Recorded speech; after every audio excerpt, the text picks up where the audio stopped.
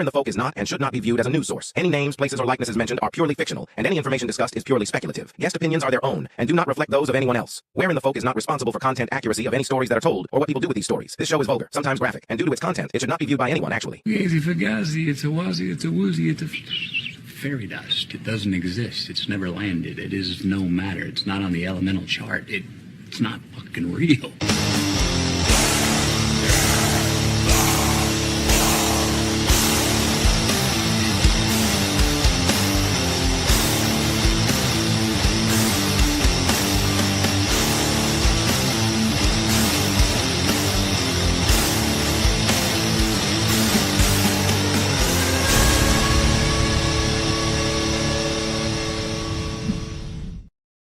Welcome to another episode of Where in the Folk. I hope everybody had a great day today.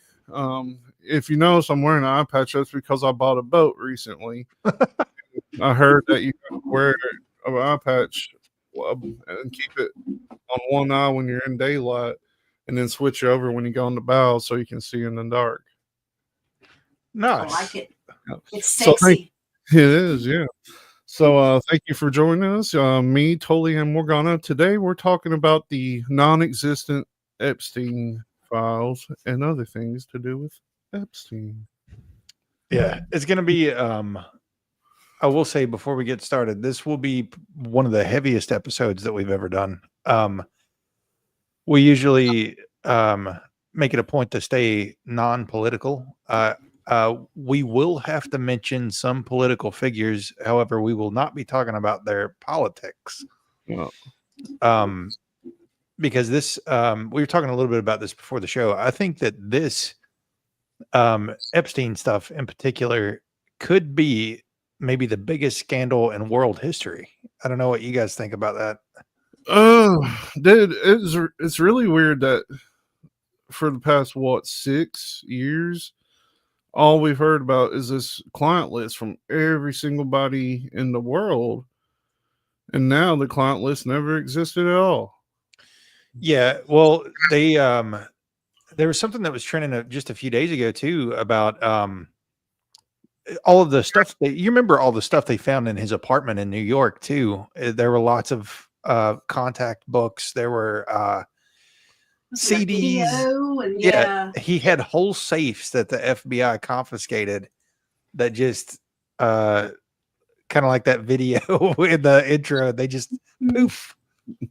It's a it's a fugazi. Yeah.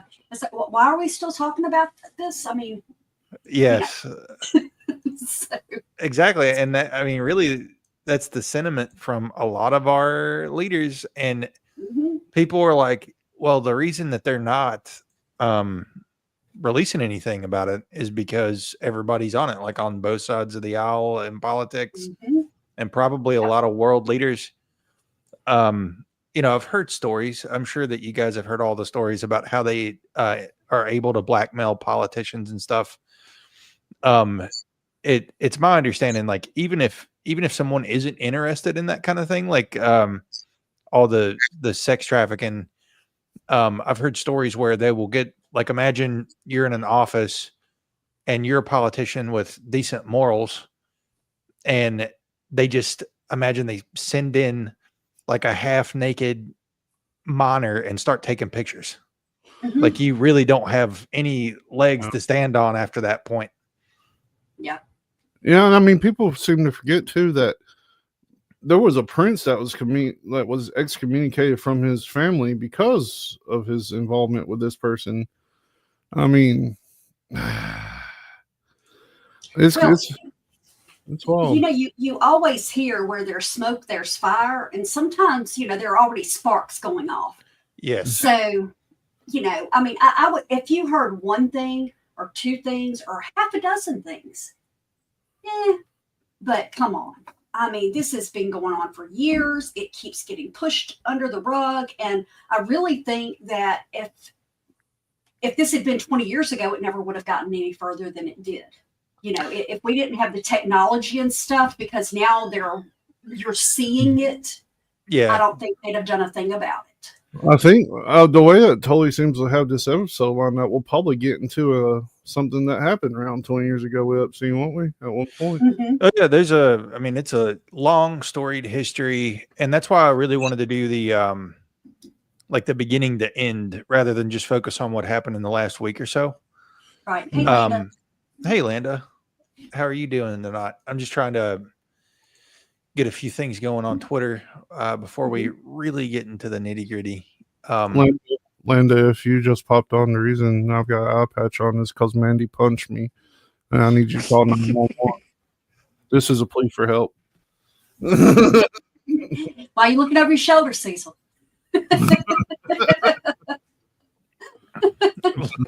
Looking over your shoulder. Yeah, she could walk in at any moment. She can go back in a second. And you would not see her from that angle. The reason I'm always here before anybody goes, I'm chained to this desk. She never lets me leave. Uh-huh. Did you see so something that's yeah, he's fighting because he got hit by that banana yesterday. Uh-huh. Uh-huh. So one thing that's trending on Twitter is Rosie, and I put it in our hashtags, and I didn't know why it was trending. Rosie O'Donnell.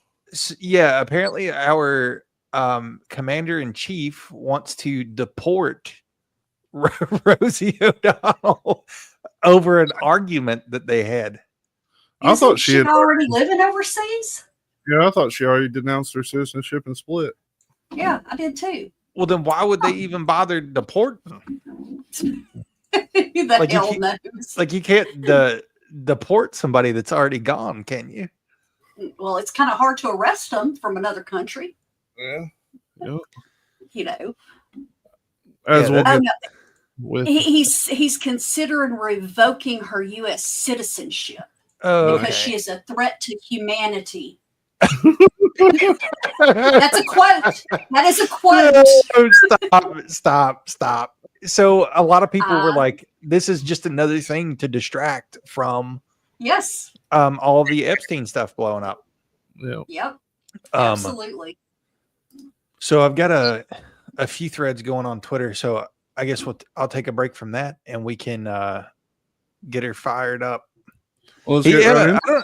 I don't get it, Landa. I really don't. Like it seems completely counterintuitive. Like you know, all of the promises of being like pro American or like America first, and all we're seeing is like the opposite of that, in my opinion. It's crazy. It seems like for the last 8 years, maybe 12 years, it's been everything just going to shit, like all of it. Like it's crazy, like just how much everything has changed in the last 10 years. Yeah, it's sad. But you know what? Somebody is going to have a bout of conscience. No, they're not. They're going to find out they've got 2 months to live, and they're going to say, fuck it, I'm going to blow this all out of the water. And they're just going to throw it out on all the socials and all the news outlets at the same time, so it can't get flushed. I hope at so. least for a day. That's my sincere. They'll get John McAfee. Oh yeah. But that's okay. If you only have 2 months to live, who cares? I'll turn on the comments for now, and if people start talking crazy, I'll turn them off. Okay. Sounds good. So Sounds good. Everybody can see everybody's comments for a little bit, unless somebody starts talking crazy on Rumble. Yeah. They wouldn't do that. Yeah.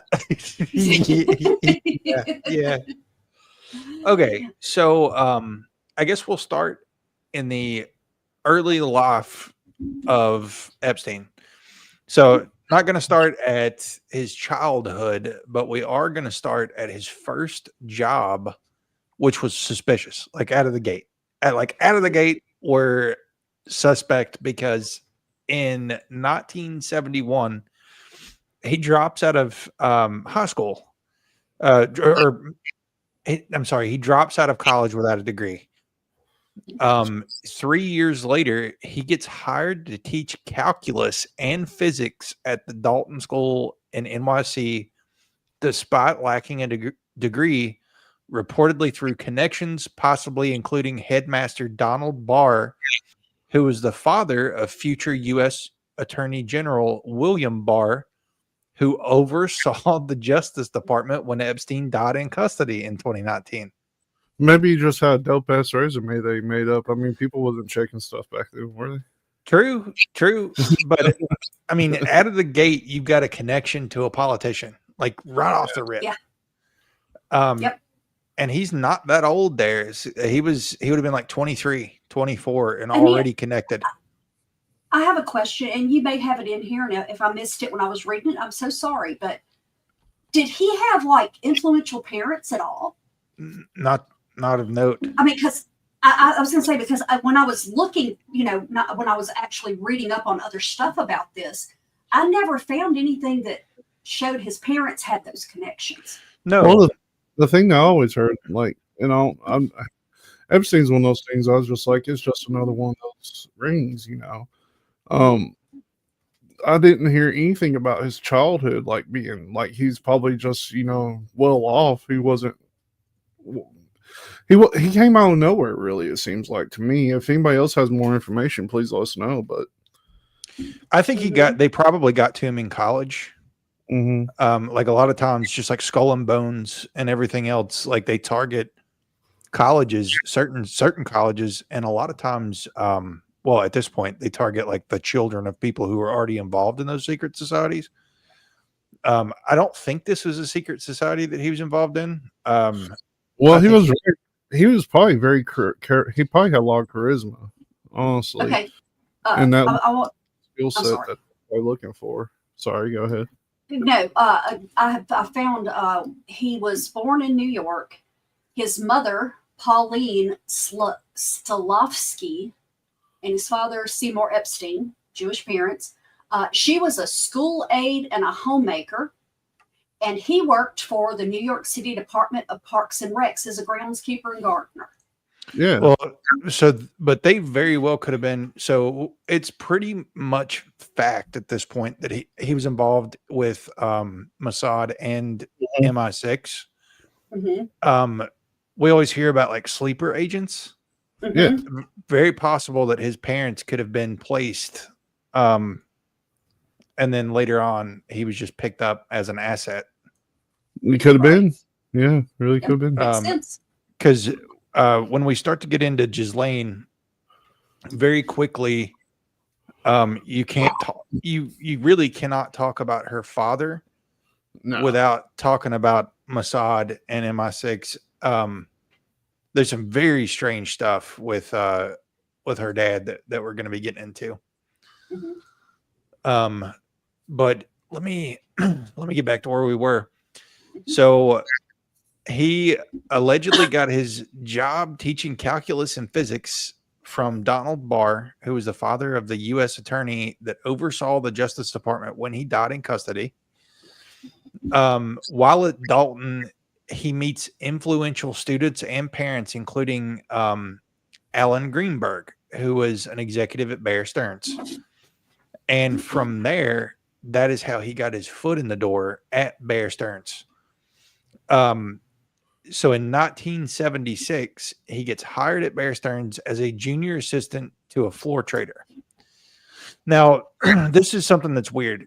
So he was only at Bear Stearns from 1976 to 1981. Just in those few years, within 4 years, he becomes a partner at Bear Stearns. Wow. I thought that was odd. I mean, all of it's odd, but there's a theme here. Like, he goes somewhere and gets a job that he's just completely unqualified for. Like, you're not going to go start skyrocketing. Yeah, you're not going to go from zero to partner in 4 years anywhere, especially a place that's already like a multi-billion-dollar investment place. But so in 1980, he becomes a limited partner. In 81, 1 year later, he leaves under unclear circumstances, possibly pushed out due to a regulatory issue, though it wasn't publicly reported at the time.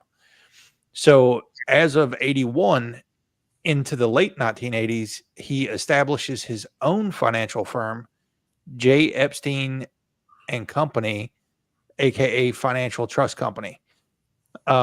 They claimed to only serve clients with $1 billion plus in assets, though that was never verified. And he worked as a financial consultant for powerful people, including Les Wexner, the billionaire founder of L Brands, which is like Victoria's Secret. There's a bunch of them. I think that like maybe even Abercrombie was a part of that. Bunch of companies under L Brands, but there were, so while he was there,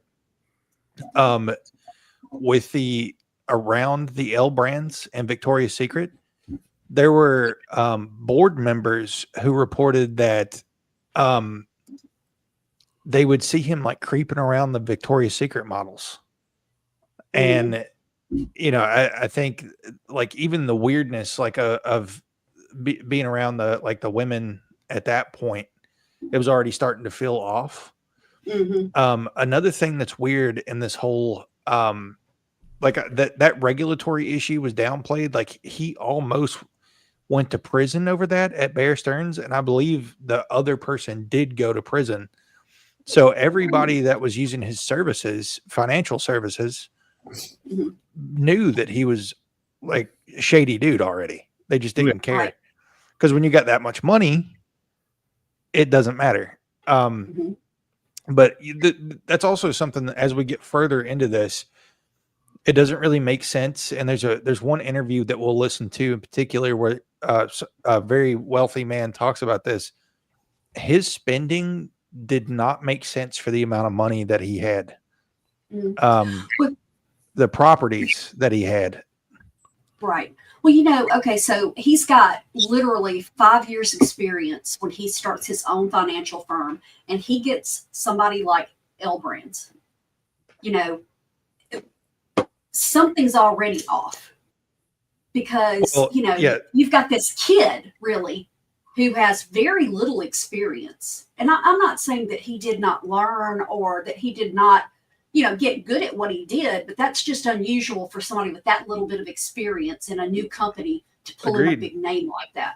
Yeah, Les Wexner has been the subject of many controversial things regarding like abuse over the years. So I mean, that part of it doesn't surprise me one bit. Yeah. Because they were probably like-minded individuals. Oh yeah.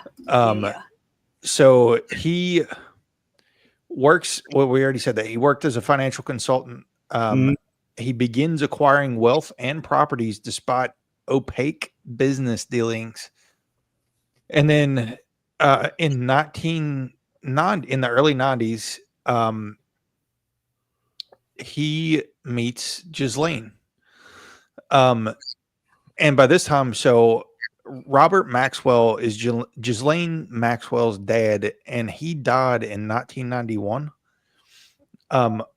We'll switch over and maybe get into him a little bit because Ghislaine moved to New York City as her father died in a boating accident. She was facing financial and social ruin at the time, and she meets Epstein. They begin a romantic relationship, and she becomes a key figure in his social and personal life, described as his main girlfriend and manager of his properties. She allegedly starts recruiting and grooming underage girls for him. So to understand how Ghislaine just comes out of the woodwork, you have to understand Ghislaine's father, Robert Maxwell. Before you continue, do you know what they call that in the pimping world? What? I can't say. I was hoping that you'd say it. What is a pimp's main girl called, Morgana? Look it up. I hate you, Cecil. I think it'd be okay if you say it.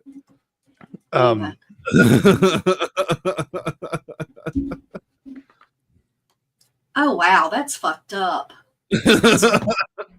Bottom bitch. What? A pimp's main girl, the one that rides in the front seat, the person in the stable who has been with him the longest and who is the most trusted. That's just title. And that's on justice.gov's website. That's crazy. That's actually insane. I No. can't go and find out about a black woman that made an impact 100 years ago on the government site now, but I can find bottom bitch On Okay. justice.gov, yeah. on justice.gov. You know how I knew that? South Park. Really? Yeah. Butters becomes a pimp.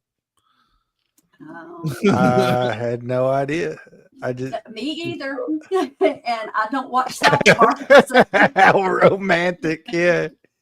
How romantic. Yeah. So All right. here's a common theme, right? All these powerful people are changing their names. Like we talked about Benjamin Netanyahu, that's not his real name. Mhm. Robert Maxwell was not his real name. His name was Jean Ludwig Hoek. Mm-hmm. And something else I think that's weird about it, like his kids maintained the Maxwell name and not their original names. Yeah. They never got Ludwig Hoek names. They just went Maxwell. Mm-hmm. But he was born in 1923 in Czechoslovakia. He was a controversial British media mogul, a publisher, and alleged spy who built a vast publishing empire while living a flamboyant and scandal-ridden life. He escaped the Holocaust, which claimed most of his family. He served in the British Army during World War II, earning a military bravery cross, and later became a British citizen. He founded Pergamon Press, which is the scientific publishing house even today. And it acquired major media outlets like the Daily Mirror. And we'll get into a lot more of his connections in a minute, but he amassed a lot of wealth and influence. He was known for ruthless business tactics, lavish lifestyle, including owning a yacht called the Lady Ghislaine. Mm-hmm. His empire collapsed after his mysterious death in November 1991 when he was found drowned off the Canary Islands. It was officially ruled a drowning, but there were a lot of rumors of suicide or murder, with some alleging Mossad, which is, if you don't know who Mossad is, from here going forward, Mossad is Israel's CIA, and MI6 is the, I guess you would say, the EU's CIA. Mm-hmm. Yep. But they think that they were involved due to financial troubles and alleged espionage activities. His companies filed bankruptcy after his death, revealing he had, this is funny, revealing he had embezzled hundreds of millions of dollars from pension funds right before his mysterious death. Maxwell's alleged Mossad involvements stem from claims from former Israeli operatives and authors like Gordon Thomas, who asserted he began working with Mossad in the 1970s. They claim that Maxwell facilitated the sale of stolen U.S. intelligence software, Enhanced Promise, which that software will keep coming up because it was Promise had a Mossad backdoor so that Israel could spy on buyers, including governments and agencies worldwide. He reportedly sold this software to countries like China and Russia, profiting while aiding Mossad's intelligence gathering. A former Mossad agent, Ben Menash, alleged that Maxwell also tipped off Israel about Mordecai Vanunu, a whistleblower on Israel's nuclear program, leading to Vanunu's kidnapping, which isn't the only time somebody's been killed over Israel's nuclear program. But while Maxwell denied these claims, calling them ludicrous, his close ties to Israel, significant investments there, and state funeral. He had a state funeral when he died that was attended by high-level Israeli politicians and intelligence officials, including 6 former heads of Mossad at his funeral. So if he wasn't involved in Mossad, because I've been seeing people all week being like, there's no way he was in Mossad.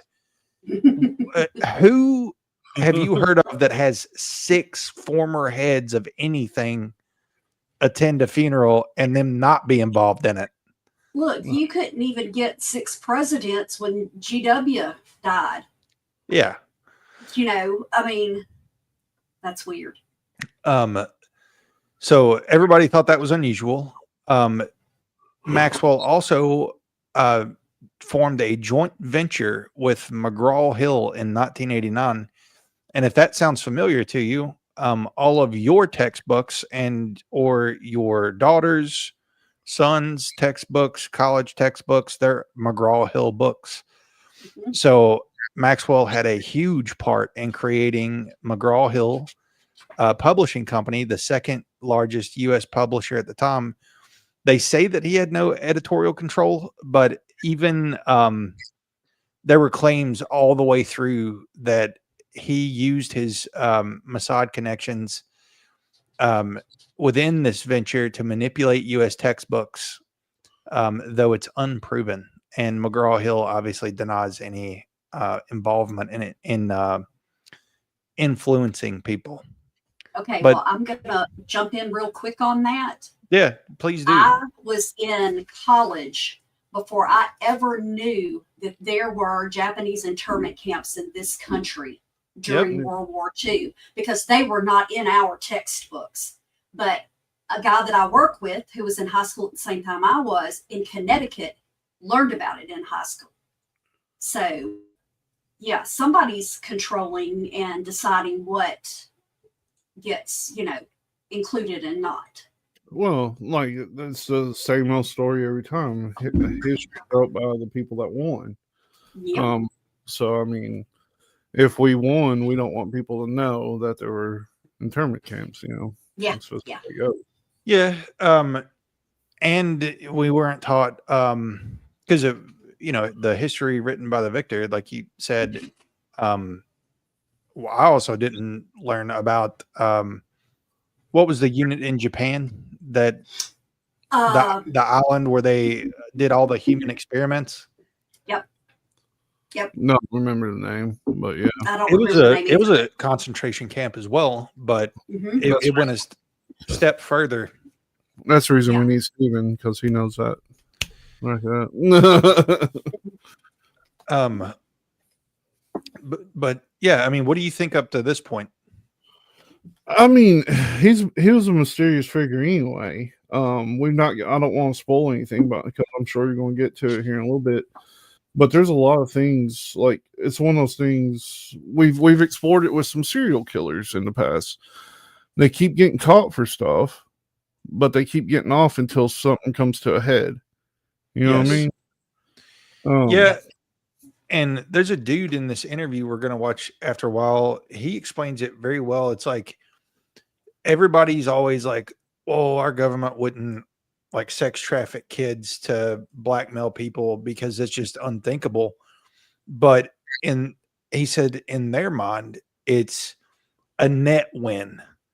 It's Yeah. like whatever the net win is, just like we were talking about AI bombing yesterday. Yeah. As long as they can calculate a net win, ethics are out the door. Mm-hmm. Right. Well, I commented a few years ago, and like I said, and this isn't me being, political in any way. It's just the optics. Mm-hmm. Back in 2016, you had all of these people on both sides forever on, oh my God, this is the worst person under the sun. We can't have him, this, that, and the other. And then 3 months into it, everybody in his party backs him like it's crazy. And they had this big event in a hotel in DC up about the same time. And it was right before that. And I'm like, all you needed, like you say, is the right kid or the right people in the right place, and just you being there. Yes. You don't even have to participate. Like you being there, and if they have an opportunity to film you or take pictures that are compromising to you, that's enough. Yes. Well, yes. have you ever seen that thing where they talk about Denzel Washington, and there was another actor that went to a party, and Denzel was sitting there, and he's like, "Well, I gotta go," And he's like, why you gotta go? He's like, because the devil's coming, and I don't want to be here when the devil gets here. And as soon as he left, the host of the party walked in, and that host of the party has just got off with a lot of stuff last week. Oh yeah, there's a lot of That's a whole parallels. story. Oh yeah, we're gonna get to some crazy stuff that's in here too. Oh, Okay. So there's some very weird connections that we're going to get into regarding what Cecil was just talking about. But the reason I say that is because some people know that, like, hey, some crazy shit's about to happen. I need to get out of here so that I'm not affiliated with it. yeah, but I mean, don't get me wrong. If they wanted to compromise him, they could. Is all I'm saying. Like, it could be as soon as he walked in the door. Right. It does help when you're aware that you can at least be a little bit more, I think. Like I say, you could catch anybody in any situation if you wanted to. Yes. But if you go into a situation with your eyes wide open and you know, okay, these are things that could happen, I need to watch my back. Yeah. I think that's helpful. But people have a very bad habit of trusting, thinking, oh, nobody would ever do that to me or believe that about me. Yes. And that's just naive. Yes. I mean, well, up until all of this happened, I would say America in general was more trusting toward leadership. I mean, think 9/11, like up until 9/11 really was the big turning point. Right. It was like the golden era, if you will, where everybody just had a white picket fence and was chipper and happy. And then, I mean, say what you will about Bill Clinton and them. I don't trust them, and we'll talk, probably, I'm sure he's going to come up. Oh, yeah. But the 90s were pretty dope. Yeah. Oh, yeah. Yeah, the 90s were pretty nice. If everybody here made the amount of money you make now in the 90s, everybody would be, I mean, people were working at McDonald's and able to raise a family and have a house. Yeah. Which we haven't been able to say in a long time. No. Yeah. Exactly. But just to get into some prominent connections that Robert Maxwell had. So he was connected to Margaret Thatcher through clashing. Apparently he publicly clashed with Thatcher because he was into we said earlier I'm getting my words mixed up. He was a British citizen as well. And Margaret Thatcher, I believe, was a prime minister, and he was in the opposing party. So he was constantly lobbying against her.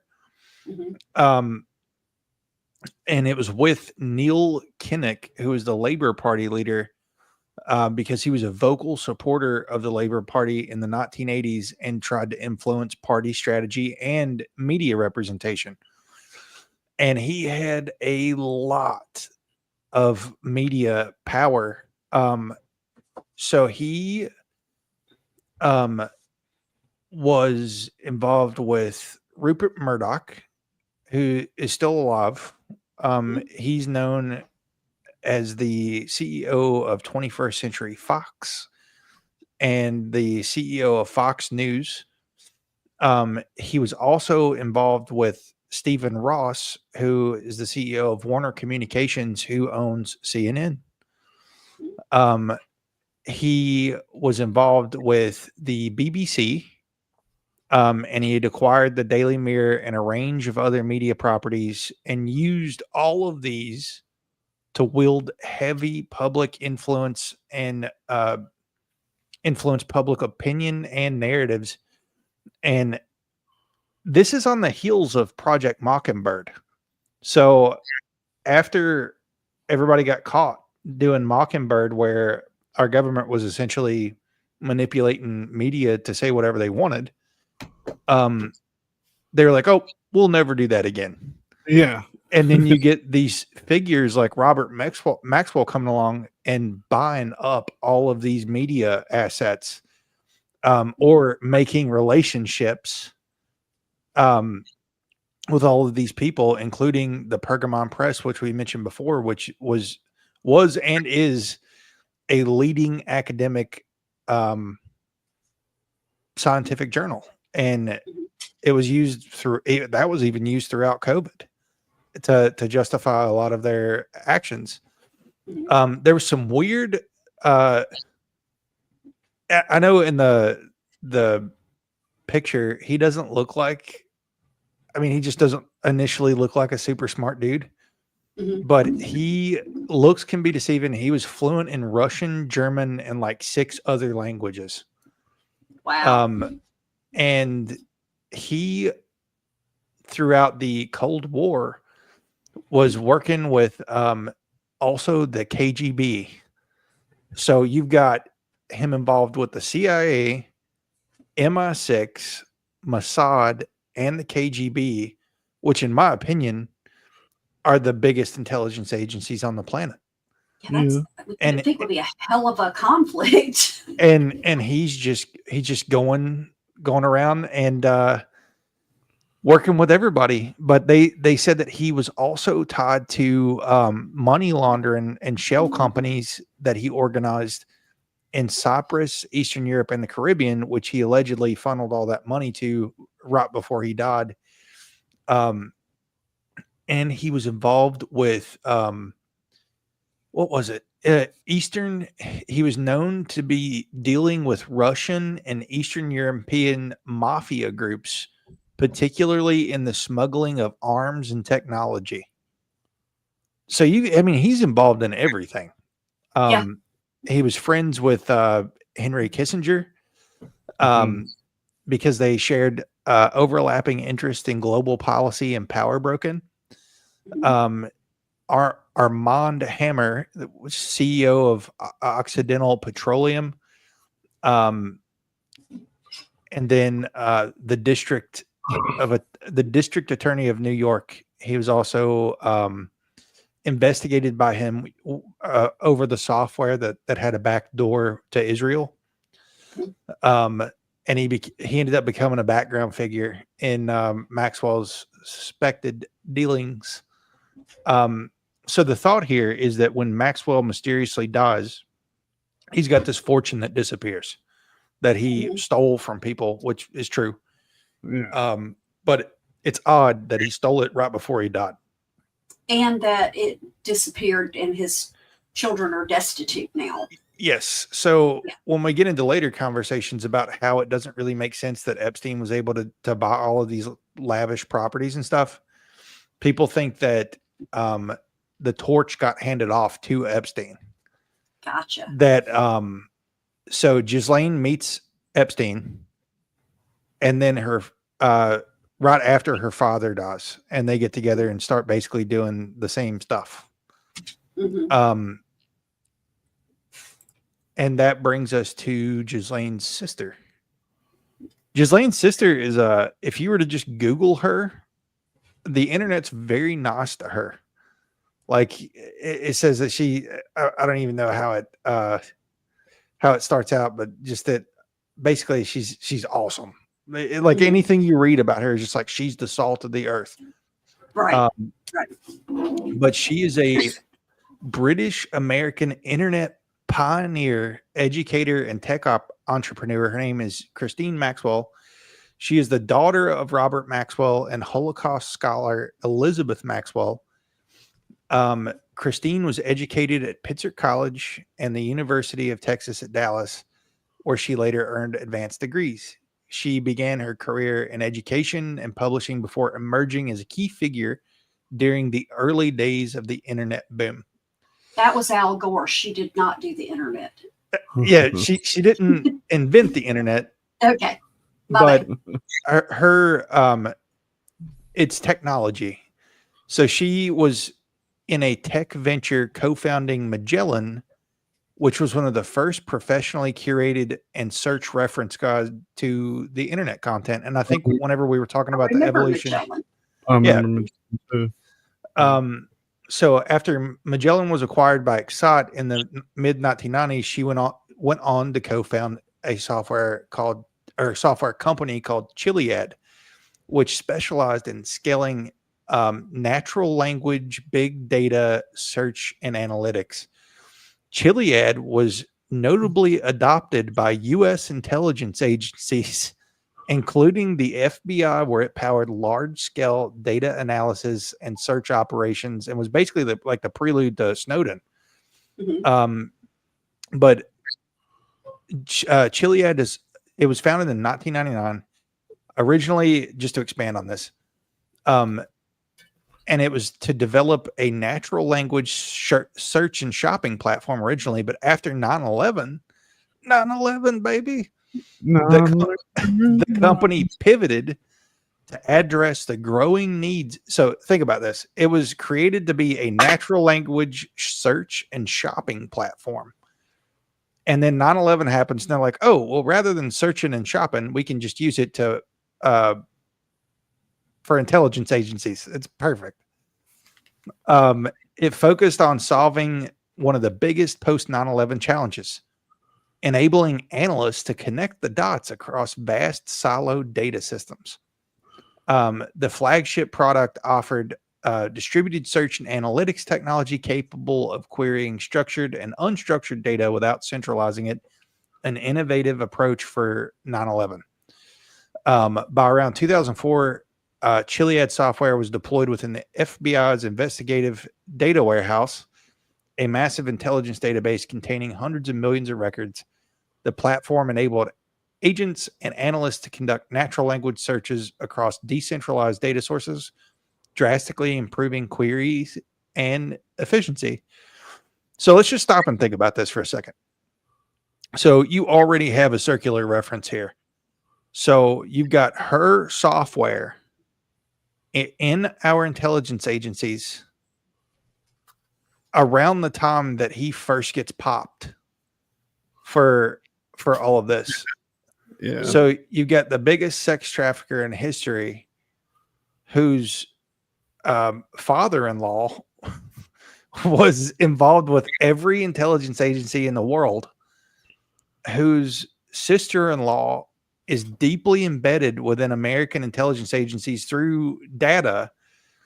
And if they have access to all of the intelligence data, they could easily manipulate records or delete records for that matter. Yeah. So you already have a conspiracy here, even without going into any of the downstream stuff that he was accused of. Just that alone should be raising eyebrows. You should have heard about this in 2004, not 2008. Yeah.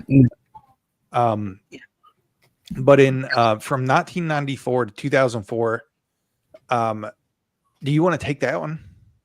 We can start going through the through the later history. Yeah. So from 94 to 2004, Epstein and Maxwell allegedly operated a scheme to sexually exploit and abuse minor girls, some as young as 14. Maxwell is accused of recruiting and grooming victims, enticing them to Epstein's residences in New York, Florida, New Mexico, and the U.S. Virgin Islands for sexual abuse, including sexualized massages. In some instances, Maxwell participates in the abuse. Victims are often from vulnerable backgrounds, lured with cash and promises of opportunities. Okay, so from 99 to 2002, Virginia Robert Jeffrey? We're going to go with that. I think they pronounce it Guffrey. Guffrey, okay. A key accuser alleges she was trafficked by Epstein and Maxwell starting at the age 15 after being recruited at Mar-a-Lago, where she and her father worked. She claims she was directed by Maxwell to engage in sexual activities with prominent figures, including Prince Andrew, though these individuals deny the allegations. I really think if it ever comes out, you're going to find way younger than 14. Oh, yeah. Yeah. Okay, 2005, the first identification and investigation.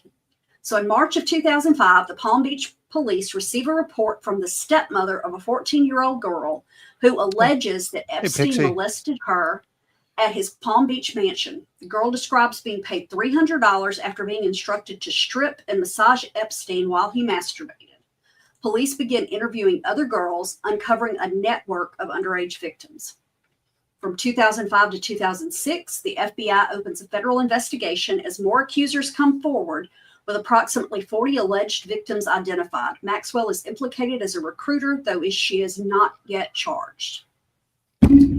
2006, the initial charges and the plea deal. So in July 2006, he's charged with one count of soliciting prostitution in Florida, drawing criticism, rightly so, from the Palm Beach police for lenient treatment by the state attorney, Mary Critcher. The charges sparked public attention due to Epstein's wealth and connections. In 2007, the federal prosecutors, led by U.S. Attorney Alexandra Acosta, prepare an indictment but negotiate a controversial plea deal with Epstein's lawyers, who argue that his accusers are unreliable. You've got 40 accusers. Yeah, the Acosta thing, I think I've got a video about that that we'll watch later, but that whole thing, Yeah. I think he was compromised too. Yeah. The attorney. Yeah. So in June 2008, he pleads guilty to 2 state charges: soliciting prostitution and soliciting a minor for prostitution. He serves 13 months in a county jail with work release allowing him 6 days a week at his office. He had it so rough. The non-prosecution agreement shields Epstein and unnamed co-conspirators, including Maxwell, from federal charges in Florida. This deal later faces scrutiny for its leniency. Yeah. Okay. I don't understand. That's ridiculous. Like, and I mean, we see lenient charges all the time like that anyway, though. Yeah. But I think his hooks were already too far in to political figures by that time. 6 days a week in your office. I mean, Still making money.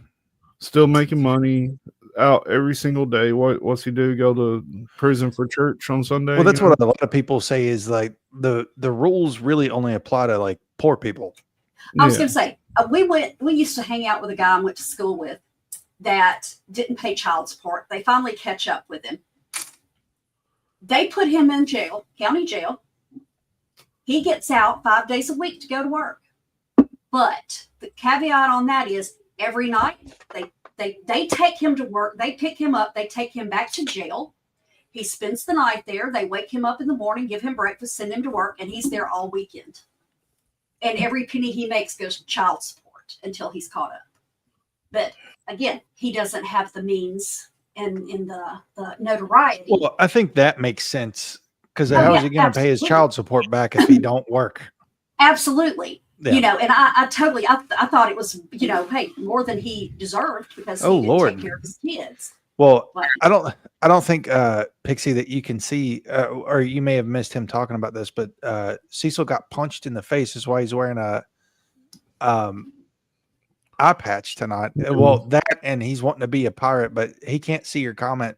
She says hello, Cecil, and that you have a big, beautiful beard. I know. Yeah, my wife.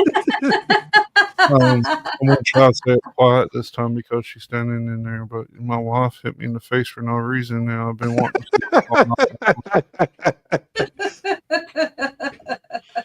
to Wolfman said, Cecil, weren't you ever warned you would go blonde?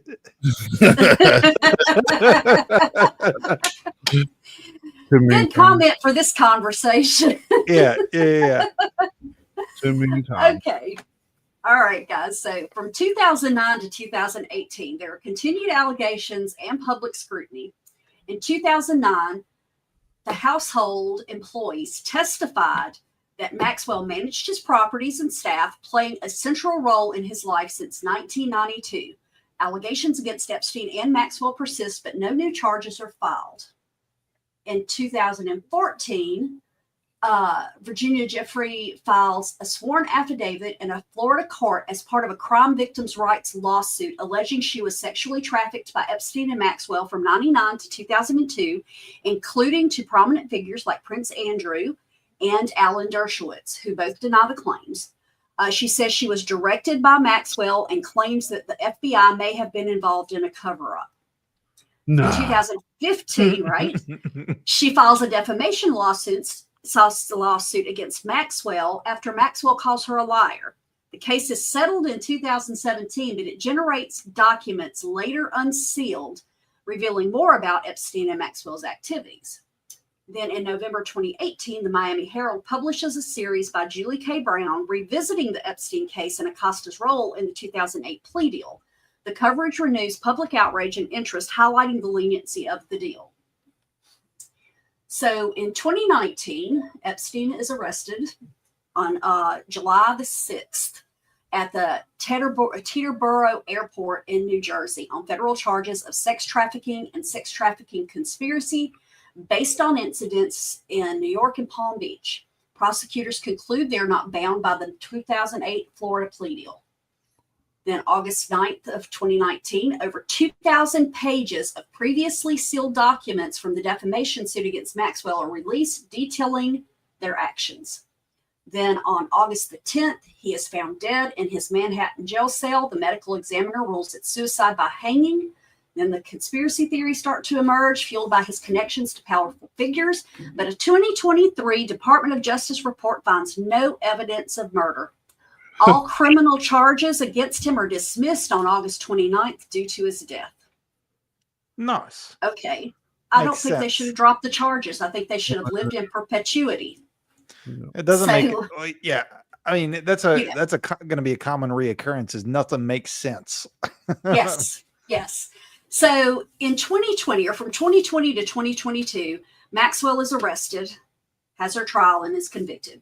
So on July the 2nd, she's arrested at her estate in Bradford, New Hampshire on charges related to her role in Epstein's abuse. Federal prosecutors in New York allege she helped recruit and groom underage girls from 1994 to 2004, sometimes participating in the abuse. Let's not forget before. I'm sorry to cut you off, but no. let's not forget that they were having a hard time finding her Yes. for like a month, and I guess they just never thought to check her estate. Right. Yeah. That's amazing. Let's see. On March 29th of 2021, they add charges of sex trafficking a minor and sex trafficking conspiracy, alleging Maxwell groomed a 14-year-old girl for Epstein between 2001 and 2004. She pleads not guilty, claiming protection under Epstein's 2008 NPA. On December 29th of 2021, after a one-month trial, Maxwell is convicted on 5 of 6 counts: conspiracy to entice minors to travel to engage in illicit sex acts, conspiracy to transport minors to participate in illegal sex acts, transporting a minor to participate in an illegal sex act, sex trafficking conspiracy, and sex trafficking of a minor. The 6th count, perjury, is not upheld. 4 victims, including Carolyn Adriano from Palm Beach, testify against her. On June the 28th of 2022, she is sentenced to 20 years in federal prison in Tallahassee, Florida, for her role in Epstein's scheme. She's ordered to pay a $750,000 fine and remains in prison, with a release date projected for July of 2037. She appeals her conviction, arguing the 2008 NPA should have barred her prosecution, but the appeal is rejected. Her petition to the U.S. Supreme Court in April of 2025, which remains pending. Well, Okay. I think if we stop there for a sec. Yeah. So with what they're saying now, that there wasn't a client list, Mhm. if they can't prove that there was clients, does she get out on appeal? Good Yep. damn question. Very good question. You know, And there's a lot of like conspiracy theorists that don't even believe she's in jail, but Right? Yeah. Nobody's really seen her in jail. And like Yeah. the whole thing, I guess we'll get into the conspiracy aspects of like his death right now. yeah, if you- yeah. We've got there's a bunch. Well, for years and years of this, after he passed, they said there was no video camera footage. The video camera just happened to cut off. Well, the director of the FBI recently came out and said, "Oh, I've seen it. There's footage. It's very young." And everybody's like, "Well, why can't we see that?" And he's like, "Well, it's still ongoing, blah, blah, blah. And we still haven't seen that." He says it's just very uneventful. But for years, we didn't hear about it. So this tape that never existed now exists. And the list we heard about from the beginning no longer exists. Yeah. It's like backwards. And the whole thing with there's no evidence that he killed himself. There was a guy that did the autopsy that the thing about where he actually did kill himself, who says he did the autopsy, and there was a particular bone broke that's only broke if somebody else breaks your neck. Well, that's something that I didn't include in here is this week his brother came forward and is like, there's no way that he killed himself. Because I think he had I think they ordered an independent autopsy, but all the independent person got to do was read or watch the video. Yeah, watch a video of it. Yeah. But they don't believe that it was suicide either. His own brother. I was gonna say, some people aren't suicidal. I don't care what they're in, what the outlook is looking like. They have a God complex. It's like Cecil said a minute ago about serial killers. I mean, it's very similar in some cases. But there was a common denominator in the prosecution here, which is very, very, very, very, very, very crazy.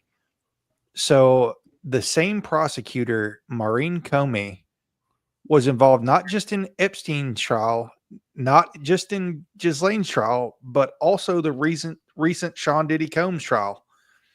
She was the prosecutor, and guess what Sean Diddy Combs didn't get charged with? Sex trafficking. Yeah. He got out of all of his sex trafficking charges. Yeah. I mean, basically went from guaranteed life in prison to we'll be lucky if he spends 5 years. You know? Yeah. So, and this is why women don't report. You know. So, well, another oddity is that Diddy also hired Ghislaine's defense attorney. Yeah. Mm-hmm. So Diddy had the same prosecutor that prosecuted Epstein and Ghislaine, and the same defense attorney that defended Ghislaine. Why would you want to be represented by an attorney that failed Ghislaine? Right. In similar charges. Yeah. Mm-hmm. If there wasn't some kind of pay to play system. But what's also, if you think that name is familiar, Maureen Comey happens to be the daughter of FBI Director James Comey, who served from 2013 to 2017. Mm-hmm. So again, these circular references of people who are connected to these other cases, it just keeps happening. Right. But in that, and you also look at the Diddy situation, you know damn well there are tapes and lists and everything else there of high-ranking people, not necessarily political people, but very well-protected people. Oh, yeah. That are not going to let that kind of stuff get out. And, well, going back to the autopsy thing, didn't the guy that did Epstein's original autopsy, didn't he do like Martin Luther King and like? It seems like he did. Yeah, it seems like he was a pretty prominent person. Yeah, like he did like all the old assassinated social justice leaders and presidential candidates. I thought, I could be wrong on that. It's been. Yeah, I didn't have that in here, but I don't know if you have the ability to confirm that, but I can't see shit right now. I couldn't talk. I'm seeing if I can put my hands on it right now. But let's see. But I mean, even with the Diddy thing, like this is what's going to happen. They're going to release the footage of his cell now. They already did. Well, not inside of it, but outside of it, and we're going to get into that. I want to show you something. Just to give you an idea of why I think they're able to do this now, if it'll load. So this is a picture of my dogs that went ghost hunting the other day. Looks pretty real. I love it. You know what I'm saying? So you think they're using artificial intelligence to assist? It's very strange to me that artificial intelligence is where it is now, and this tape that never existed now exists. Well, yeah, and when we get into the tape, there's also some suspicious stuff around the tape as well. Yeah. Um, And don't forget that not too long ago we watched a bunch of tapes of them making videos of people doing stuff like that looked real, like people jumping in lava and shit. Like they can do anything now. Nothing we can see anymore can ever be confirmed as real. Oh yeah, you can't trust your eyes anymore on the internet. Mhm. Right. Okay, guys. Dr. Michael Baden was the former New York City medical examiner, and he claimed on Fox and Friends that the findings in Epstein's autopsy were more consistent with ligature homicidal strangulation. That guy actually did high-profile deaths, or investigated high-profile deaths, and actually had an American Undercover on HBO where he talked about stuff like that. The one that actually did the autopsy is not well known for anything. So the next thing on the docket that I had to talk about was the compensation. Yeah, Pixie, that's what I was saying a minute ago. His brother had an independent autopsy, but they couldn't see the body. They could just see video of it, of like the previous autopsy, and they did not agree that it was a suicide.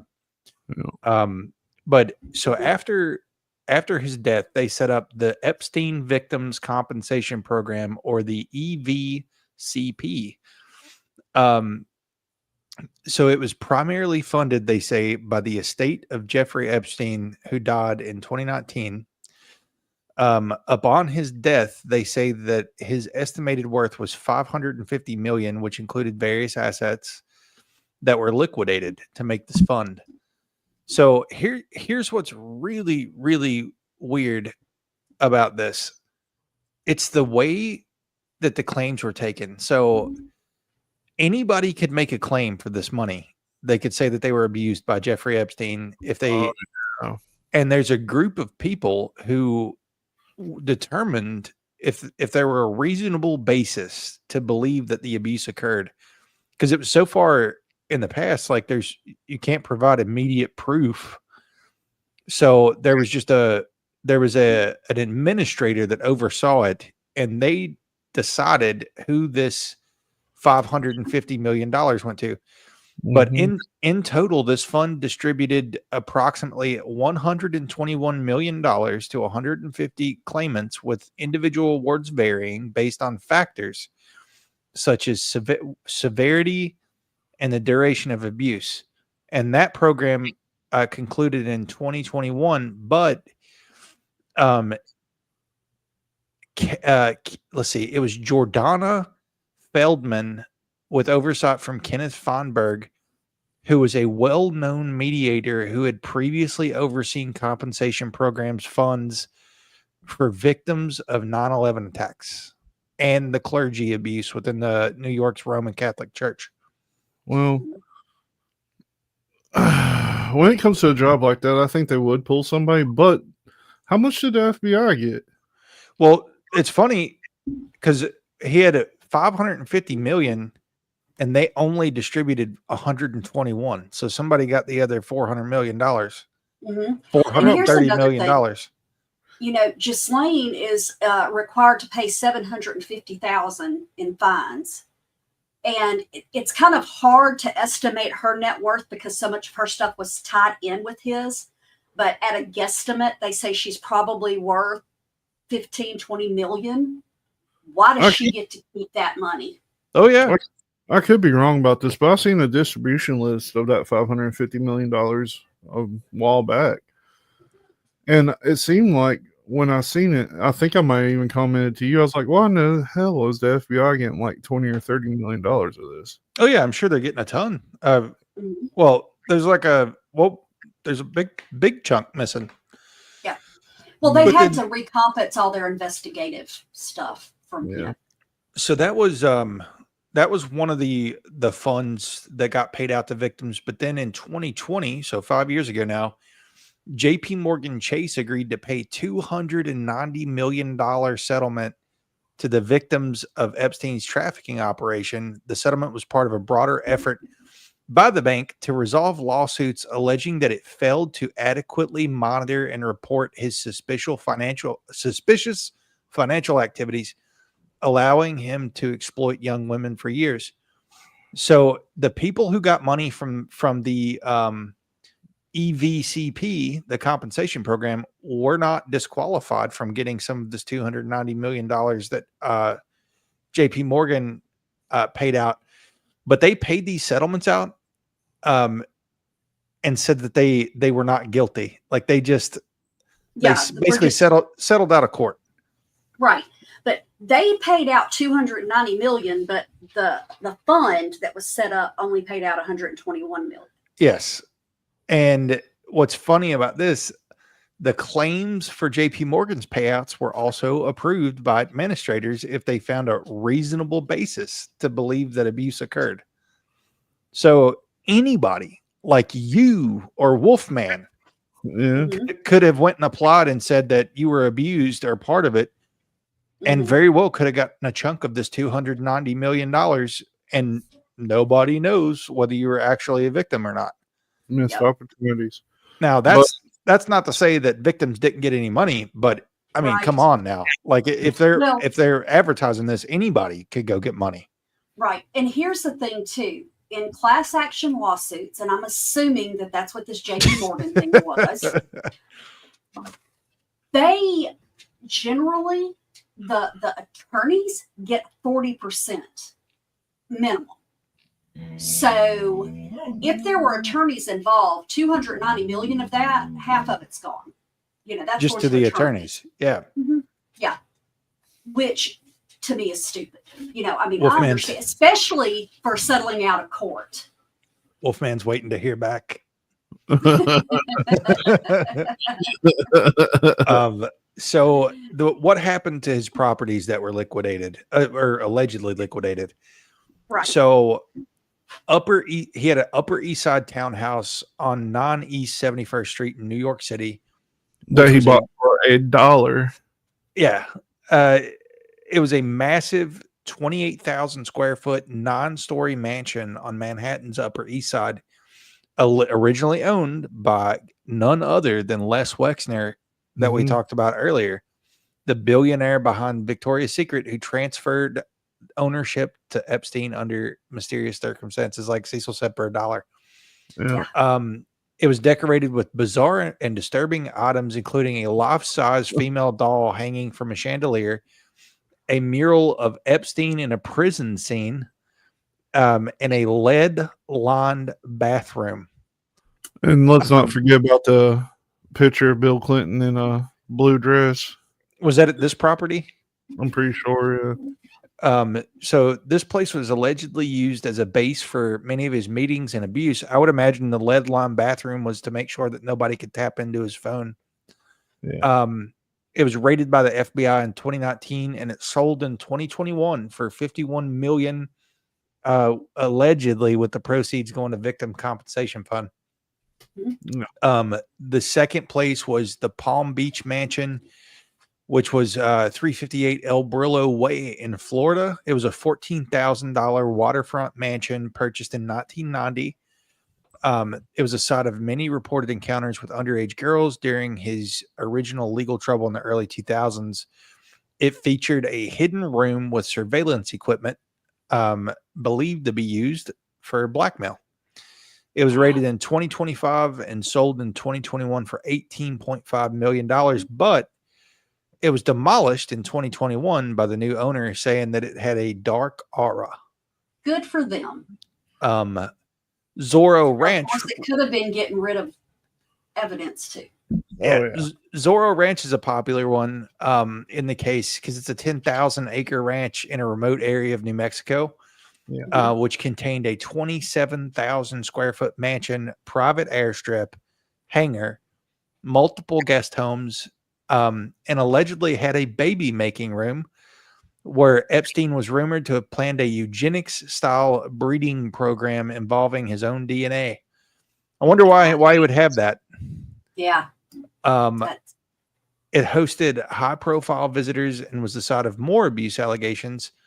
and it was sold to a mysterious LLC called San Rafael Ranch for an undisclosed amount in 2023. So obviously that didn't go toward the help fund. Mm-mm. And that place also was rumored to have tunnels, although not confirmed. Yeah. Very well could have like a much larger underground area than just the mansion. Yep. He had a Paris apartment, which was 22nd Avenue Folk and 16th. I can't pronounce that word. Arrondissement. There you go. That's it. A luxurious apartment in one of the most prestigious neighborhoods in Paris. It served as his European base. French investigators identified it as another site of abuse. It was raided in 2019, and the current status is unclear because it has not been publicly listed as sold. Great St. James Island in the U.S. Virgin Islands was a 165-acre private island bought in 2016 for $18 million. It was located adjacent to Little St. James, but it was less developed. So he owned 2 islands. And again, just remember that for when we get into this interview here in a minute that we're going to listen to of somebody that actually met Epstein. But Epstein began constructing a massive compound without permits and was issued a cease and desist order in 2018. The land included protected coral reef areas that were damaged by this building, and it remains under the control of the Epstein estate and is presumed to be for sale. And the last property was Vail, Colorado Chalet, a luxury ski in and out chalet in Vail, Colorado, bought via a trust connected to Libet Johnson. Libet. Heiress to the Johnson & Johnson fortune and known associate of Epstein. It's funny how they have all these connections.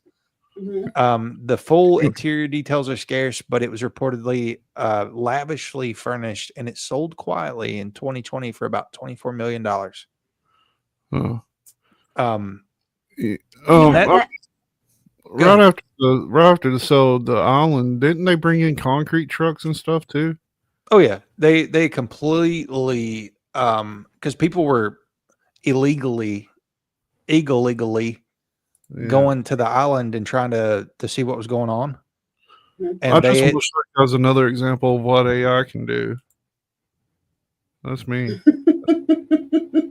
That one's not very convincing. I like it though. I like it. Too cartoony. Yeah, but I mean,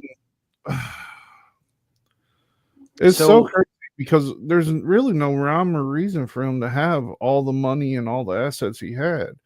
He came from nothing. The only thing that makes sense to me is blackmail.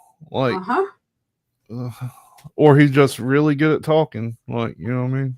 Yeah. Well, and how much money does he have that they haven't found? Yeah. Like I said, Maxwell's money, where is it? Yeah. I mean, there's some more stuff that we'll get into here later. Yeah, let me it's wild. Now that we're at this point, let me play this interview. We don't have to listen to the whole thing, but it is like very, I would say, sort of disturbing. So viewer discretion advised, but this is a person who met Epstein, and it seems like he was almost compromised if he wasn't. Where'd she go? Morgana just left. I seen her flip you the bird before she dropped off. Okay. Let me get this pulled up here. And yeah, so this is somebody who met Epstein, their account of the exchange, and we'll talk about it. You met Jeffrey Epstein once. Yep. Talk to me about what that's like, coming face to face with somebody of that caliber. Whatever that means. Well, one thing is that there is a physiological reaction that corresponds to this phrase that, the hair on the back of my neck stood on end. Like, that's a real physiological feeling. I don't know whether the hair actually does that, but it's exactly what it feels like. You're meeting somebody who is unholy. And, one of the most interesting things is that he was beckoning into a world that didn't seem to exist but for him as the doorman. I think that's one of the things that freaked out a lot of these rich people is that he felt rich in a movie sense, which is not something that you find among actually rich people. What do you mean? Well, a lot of very wealthy people don't own an island. Islands are really tough to maintain. I'm obsessed with islands, and in general, I have to be obsessed with islands that have airports run by other people because they have populations on them. But every rich person starts to wonder, can I afford it? Can I afford an island, or how many jets? And if you look at Jeffrey Epstein's wealth, it was like gold beaten into gold foil so that it could cover a vast area and leave the impression of a solid gold life. But it was really probably a mid 9-figure fortune that had been used to buy islands and planes, which is not what any 9-figure person is going to do. So you had a felt sense, an embodied sense of discomfort? Oh, hell yeah. And where did that come from? The fact that he had a lipstick camera pointed at me from an art object, that he laid a table that was preposterously long and thin with a tablecloth made of an American flag to make it look like a coffin so that I would spill my coffee on the flag of my own country. I mean, the fact that he looked like a mutant Ralph Lauren with this kind of lubricious quality, and he's talking all of the science and market stuff, and nothing adds up, and there's an heiress bouncing on his knee to get her boobs to jiggle to see whether it can distract. I mean, it's like one of these crazy scenes where nothing about it was normal.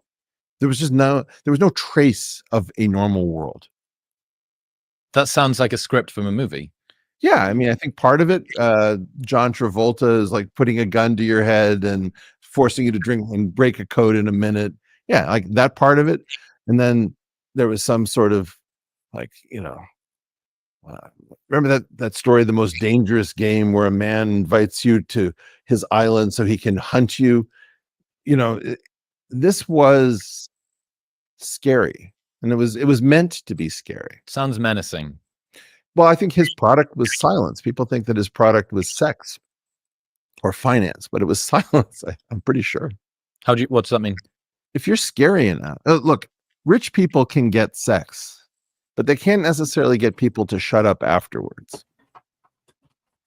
Bad allergies? Get 20 There you go. your first Chewy pharmacy. Leak. So my take on it instantly was, this is not an actual human. This is a construct of someone's. Someone has created a fake human being called Jeffrey Epstein, who's a mysterious currency trading financier with crazy rules so that no one would ever invest with him. And I think that was to keep people from seeking his investment services. I mean, he's labeled disgraced financier, but nobody has a record of trading with him. He was sitting there, he comes into the meeting and he says, well, Eric, I was just doing some currency trading. And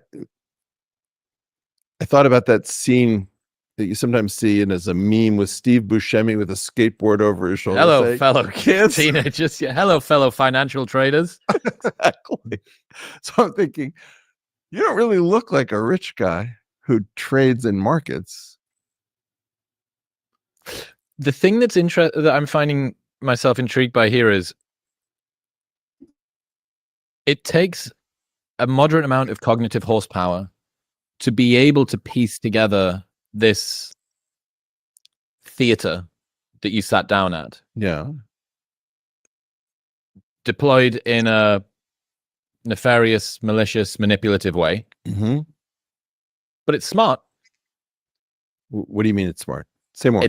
It's not something that could be done by a simple mind. You think he did it? Oh, he has a team of manipulators? No, when I say I think he was a construct, I literally mean that. I think he was constructed, like fitted with a story. Oh, so you think he was a plant? No, I think he was a construct. What's that? Okay, you're going to have to dig into. I think Jeffrey Epstein, super genius financier, was not a thing that existed. Where did the money come from? You're gonna mumble Lex Wexner, okay? So that's what you mumble. But then, there's this missing fortune of Robert Maxwell and this fortune of Jeffrey Epstein that we can't explain. Are those the same fortune? It's like a conservation of money principle, that if you have a fortune that's missing and you have a fortune that can't be explained and they're connected by Ghislaine Maxwell, I don't know. Why is it that no hedge funds, what is it? They file form, I forget if it's 13F. There's certain forms that you have to file. Nobody's ever asked for these things. Who's his prime broker? Where has somebody gone over the prime brokerage? What are his trades? He would have to move the market if he was, doing a yard of euros or Swiss francs or who knows what, like $1 billion. That would move the market. So there's no way you can fake retroactively a hedge fund of immeasurable size that trades currencies. I don't think he was a currency trader. He told me he was a currency trader. So when you say a construct, who constructs? Who's the builder? I don't know. I would imagine some version of the intelligence community. Sometimes somebody's cover gets blown. We have a very famous, unfortunate story of Eli Cohn with the Mossad, where Eli Cohn was an Egyptian Jew who was fitted with a backstory that he was an Argentinian playboy who'd made a fortune in Argentina, but was Arabic in origin. And then he moves to Damascus and he takes out an apartment where he holds orgies and becomes the best friend of Hafez al-Assad, right? And so that's an example of a story we know. We know how the intelligence communities of the world create people who don't really exist. Construction of, I know that this is just a one-time thing here that you got to see, but the construction of the coffin-looking American flag, the spilling of the coffee, this weird power play thing that's going on, that seems, now that you say that, it wasn't him even pulling his own strings, perhaps, it makes a lot more sense. But even that degree of sophistication, I learned this from Daniel Schmachtenberger. We sat down and he's spent some time with particularly powerful people. Yeah. And he told me this really harrowing story of somebody who has both the desire and the means to treat themselves like an apex predator against their own kind. And they said so. They broke the fourth wall about this and said apex predators don't care about the prey, but they saw their own kind as prey. And I asked Daniel, how does it feel to sit opposite somebody who isn't rate limited by the resources, who can not only dream to have this, plus have the motivation or lack of virtue or integrity to go ahead and consider doing it, and then has the capacity, the assets to be able to enact it. Sure. And it's reminding me, it's giving me this same something. It feels like it's up on the top of my head. It's giving me some sort of a sense like that. This was intended to be terrifying. It wasn't an accident. Introducing Copperflex by Brooklyn Bedding, the mattress collection delivering premium sleep at an unbeatable price. Shout out to the mattress Designed and company. assembled in our U.S. factory, we cut out the middleman to pass. It was intended to be as fascinating as it could possibly be, which it was, and terrifying at the same time. And it achieved both. It achieved both objectives. I mean, I was given an opportunity to meet him again. Right, Wolfman. I didn't know what to do.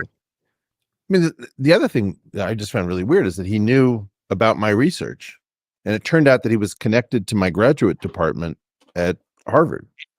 So he had a connection to the Harvard math department, unbeknownst to me. I don't know when that began. I know 2 of the professors he was connected through. But this is some unholy story. It has nothing to do with Jeffrey Epstein. It has to do with whatever this thing was. We tripped over a thing. We tripped over a structure. We named the structure Jeffrey Epstein. It must be very unfortunate in some regards for whoever it was, if that's true, that was in charge of this construction, that it became that people got T-shirts with his name printed on them. But this was already going wrong in the early 2000s. You see, my sense of this is that this was a pre-internet plan that lived into the internet age and couldn't survive contact with the internet age. What did the internet bring in that didn't allow it to survive? Eyeballs, discussion, level of surveillance. Well, there's a claim that nobody cares about Jeffrey Epstein because it's this many years later and we've all moved on. Yeah, that's completely untrue. And we know that it's true because if you start talking about Jeffrey Epstein, the engagement goes up. So you have these fictions that are put out by mainstream media or traditional news desks, and nobody cares about that story. Well, that you can see from social media that that's not true, from the internet. So the internet is constantly providing an ability to check whether or not these claims from inside the structure are true. And Jeffrey Epstein is an example of what I've called an anti-interesting phenomenon. What's that? Well, an anti-interesting thing is something that would normally be fascinating. Imagine, for example, you had a story where you could get a Pulitzer Prize for breaking it. Everybody cares. You sell papers like hotcakes, blah, blah, blah, and nobody wants to report on it. And it's like right there. You could just ask the dumbest questions and it would, like, New York Times says, disgraced financier. Well, tell me, did you find his prime broker? Did you find the forms? Did you go to his offices in Villard House? No, nobody does, ever. The story is anti-interesting, and it's very different than being uninteresting. Which would suggest more collusion, more coordination. Hello? I mean, see, this is one of the most uncomfortable things. I think there was a time when people said collusion or coordination, the presumption was, well, that's pretty far out there. We now know, like post Elon Musk's $44 billion adventure at Twitter, that there are these coordinating groups coordinating social media with the intelligence community or with the Department of Homeland Security or with the State Department. We now know that we're living in an orchestrated, curated, choreographed world. And we can't know it officially, but we all know it if we want to know, which is hysterical. Now we have to talk about, well, are you a conspiracy theorist? Like, I read the Slack messages. I read the emails. What are you even talking about now? This episode is brought to you by a product I've used. I think that's enough. Yeah, that was a little bit longer than I expected. The construct thing is what I always kind of figured anyway. Like somebody had put him in that position to be like a blackmailer, basically. I mean, in my opinion, that's one of the best proofs. It's somebody who met him. Yeah. Well, It's and like- that makes way more sense than, what we're being spoon fed. Oh yeah. Yeah. And that kind of opens it up for kind of the modern day, like what's been happening over the last couple of weeks that we can get into. I was looking at Wolfman's comments. He said that was a great time for a mattress ad. Right. Yeah, it was. But yeah, I think, you know, we talked about Robert Maxwell. I think if Robert Maxwell was that embedded in Mossad to the point where he had who was I totally missed being able to talk about that. So Robert Maxwell met regularly with senior Israeli officials. We talked about the Israeli heads that were at his funeral. Mhm. Robert Mhm. Maxwell had regular meetings with Yitzhak Shamir, which was a prime minister and Mossad operative in Israel, Ariel Sharon, which was a prime minister of Israel, and then Shimon Peres, which was the Israeli president and Nobel laureate who was succeeded by Benjamin Netanyahu. If he would have lived long enough, I'm sure he would have been meeting with him too. Mhm. But I don't think you go from meeting with people like that. I think his daughter would have had to been an asset too.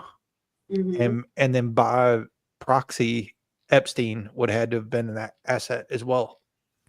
And then if you start getting into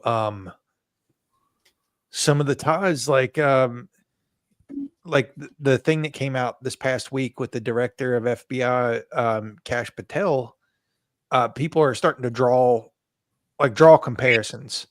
Mhm. And someone pointed out that Kash Patel's girlfriend was in the Israeli Defense Force, and that she is a part of PragerU, which is, I guess, has ties to Israel as well. Which we know, like all of our politicians are handcuffed to Israel through APAC. Yeah. So they don't really have a choice other than, well, they don't have any choice because they're all taking money from them. So Well, and here's another, slide down into the rabbit hole as far as the construct thing goes. Why would Israeli intelligence not allegedly, possibility here, why would they not set up something like the Epstein thing so that they had pull, they had, something that they could hold over politicians from around the world? Because, like I said, it wasn't just American politicians and people with money. It was, British royalty and different things like Yes. that in Yes. Paris. So why are people so tied to Israel?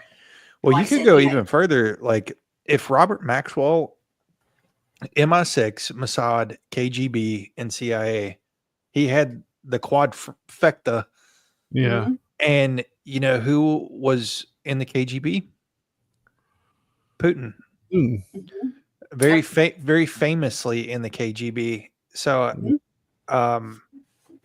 who knows the reach? Like to me, it's global. Like it's Yes. not just they found a New York financier. This is Right. a global thing. Epstein is he's the U.S. Yes. one, the U.S. Yes. asset or whatever. So yeah, they've got him in England, they've got him in Europe, they've got him in Asia, China, everywhere. Yes. Because why not have an opportunity to have things over people at any given time? If you as a leader of this country went to Sri Lanka and they had the opportunity to catch you in an incriminating position, why not use that? Yeah, I completely agree. And I think, as we get into some of what happened this past week, the idea kind of goes back to the net win in their eyes. Mhm. Like they don't care if they piss off America. No. He doesn't care as far as the commander in chief. He doesn't care about his base anymore because he doesn't have to worry about ever running for election again. Right. Yeah. So there's no loyalties at this point to anybody other than So, if you look at the timing, mhm. he announces all of this like that it's a nothing burger Yeah. the day before Israeli's president comes back to America for another visit. Mhm. And there's a lot of people on the internet that are like, he totally did that as a nod to be like, we're going to keep our mouth shut. Yeah. Yeah. Yep. No matter the cost, like political turmoil. Mhm. but which brings us to this week. There was a memo on July 7th. And I'm not going to read all this, but you already know. They said that there's no evidence of a client list or that he was blackmailing prominent individuals. There's never been a list. But I think we have proved without a shadow of a doubt so far that there was blackmail happening. I mean, look at his properties. Yeah. What was 10,000 images and videos of child sexual abuse material? Yeah. No offenders in those videos, just victims. Just victims. But there's no basis for further charges against third parties. So out of 10,000 images and videos, what kind of third parties could they possibly have? Oh, no. Well, it brings us to, I mean, I'm just going to go down the list of people who are involved in all of this. Like, so you got Dan Bongino, who used to be in the Secret Service, and over the last like 4 or 5 years, he's been a podcaster, and then he gets put in as the deputy director. So he's the one that was up there talking about this too. And I don't know if you saw the video. He kind of looked like when he's announcing this that he had a gun to his head. But just yesterday, Deputy Director Dan Bongino is reportedly considering resignation due to a heated dispute with Attorney General Pam Bondi over the justice system's handling of these files. But what I have, let me pop this out and I'll get to sharing again, is before Dan got this appointment, he had a very different tune about the whole situation. And this is on Twitter. Let's see. Year and a half after that, I'm in a green room at Fox, and I'm not going to say who because they didn't give me permission to share it. But the short story, but not who they are, says, Epstein's an intelligence asset for people in the Middle East, right? I'm like, no, I didn't know that. I'm like, you sure of that? The person, let's say, is like, I'm absolutely sure of that he's either a witting or unwitting asset, intelligence asset, meaning his plane and that island, the cameras, there's a big assumption out there that these videotapes were exclusively in the custody of Epstein.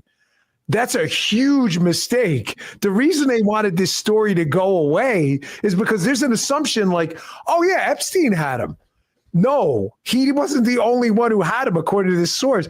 These assets, that's why this blackmail story makes so much sense.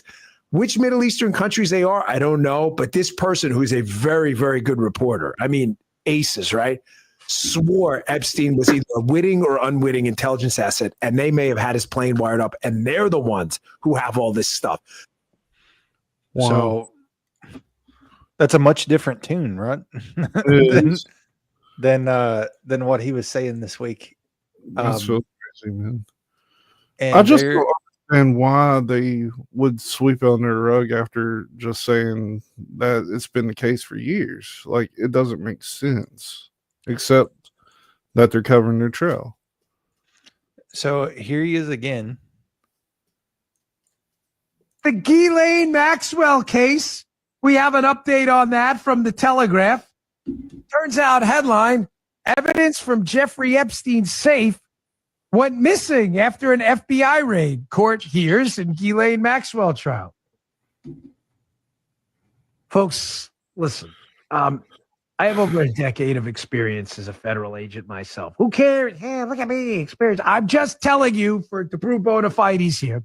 I have processed hundreds, if not thousands, of pieces of evidence throughout my law enforcement career. I don't know how you would lose evidence. Let me explain to you how evidence works. You serve a search warrant in Jeffrey Epstein's house, and let's say, for example, you find videotapes or DVDs or whatever it may be. You then take them. You tag them. You note where you found them. In many cases, you take pictures. In most cases now, you take pictures of where you found them. You catalog them in evidence envelopes so you can't tamper with them, right? You seal the envelope. You sign the envelope. It then comes back with you in custody, and it goes back typically, in the Secret Service, to an evidence vault, which is a big like bank safe in the office. To go in the evidence vault, you have to sign in. To sign out the evidence, you have to sign out the specific piece of evidence. How the hell do you lose evidence in a case this big? Is it lost? Was it lost? If you get what I mean? I don't know. I'm just telling you, I've never seen evidence. You know what I did see evidence lost? Seriously, sadly, during 9/11, our office was in 7 World Trade Center, the Secret Service office. 7 World Trade came down. I promise we lost a lot of evidence. That's the only time I've ever seen evidence lost. It's kind of strange he brings that up, but exactly. Build number 7. yeah, that's wild. And that is your deputy director of the FBI that came out on TV and said it's a nothing burger this week. I'm telling you, gun to the head. This is a gun to the head situation. That's what it seems like. It really does. I mean, at this point, I just don't even know what to think about it. Like, Diddy got off. The list ain't real. They got the video now.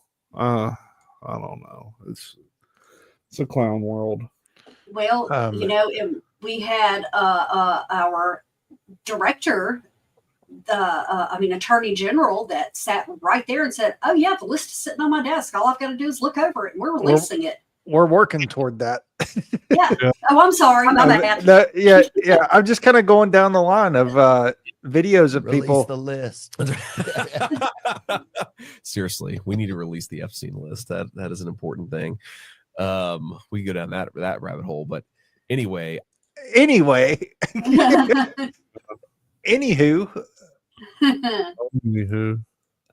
Yeah. So that was him, and then Mr. Patel, who is the HBIC, is the HBIC at the FBI. I've got a video of him too on his thoughts. Let's see what he has to say about the whole situation before his appointment. List. It's like, what the hell are these Republicans doing? Oh, I saw you give out the list. I saw you make news this morning about that. I got to get to that. Yep. You say that the FBI has Epstein's list. They're sitting on it. That doesn't seem like something you should do. You're protecting the world's foremost predator. That seems like an evil thing to do, regardless of who may be embarrassed in the release of that list. Why is the FBI protecting the greatest pederast, the largest scale pederast in human history? Simple, because of who's on that list. You don't think that Bill Gates is lobbying Congress night day to prevent the disclosure of that list?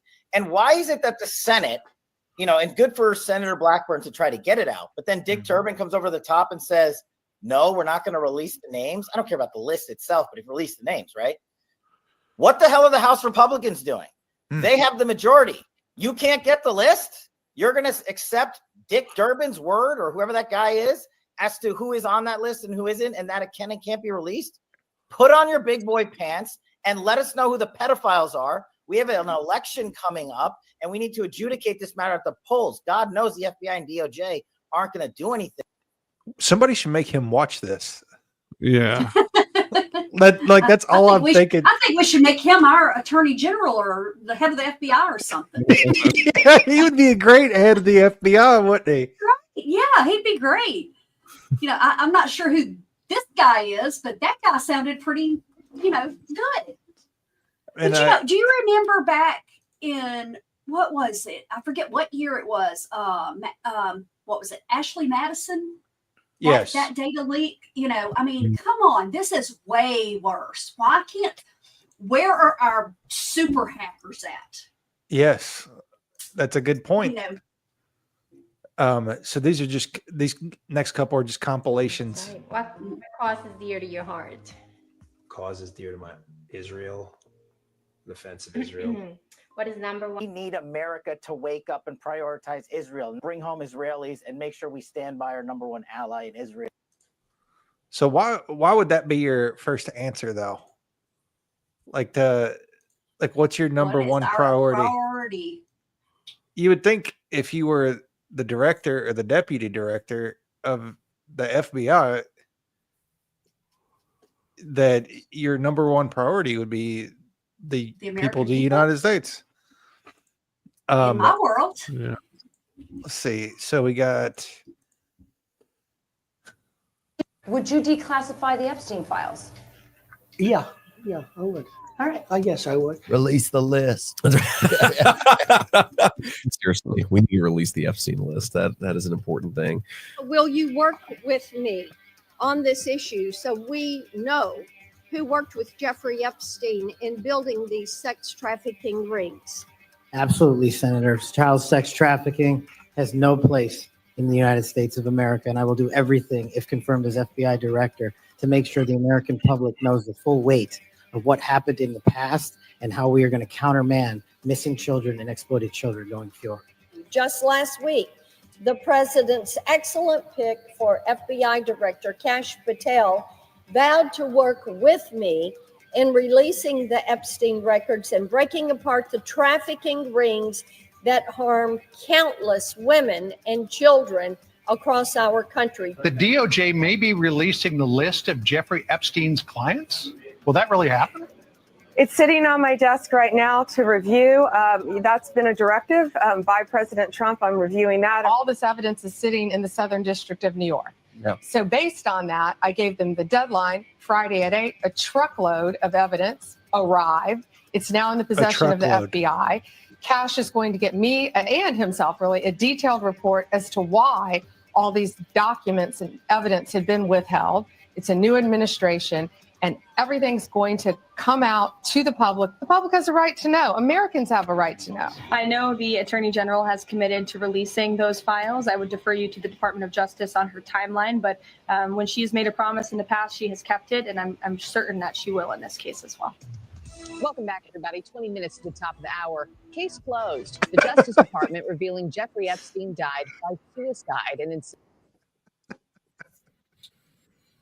It pisses me off so bad. Like, it really does. Like, this is probably one of the most infuriating episodes that we've had in a while, because this has been dragging on for so long. Oh, yeah. Everybody has used it. Everybody has used it as political gain. At both sides, everybody. Yes. Oh, yeah. Yes. No question. Because they're all involved. Yeah. The Clintons are on it. Trump's on it. So-and-so's on it. Bill Gates is on it. Elon Musk is on it. Like, just back and forth. Yeah. And this whole time, and now, what if they're like, what wasn't loose is more like a diagram? Like, you know what I mean? What the fuck? I don't know, man. It's not. Yeah. Well, and they're trying to make it seem like it's a non-issue now too, but they released that prison cell footage, and then yesterday it comes out that because they described it as the full raw footage from that camera outside of or near Jeffrey Epstein's prison cell. But it came out yesterday that despite them saying that it was unedited, that expert forensics, video forensics experts revealed that the footage was in fact edited. Well, no shit. Yeah. And had been saved multiple times. But I've got a couple of conspiratorial videos related to the footage itself that I'll play here. Let me share again. The fact that they now have this video makes me even more furious, because for the last 5 years the video didn't exist. Yeah. Yep. Well, I went back to look. Her shoulder is in line with the 46 or even lower than the 46 because her hand's coming up to reach the doorknob.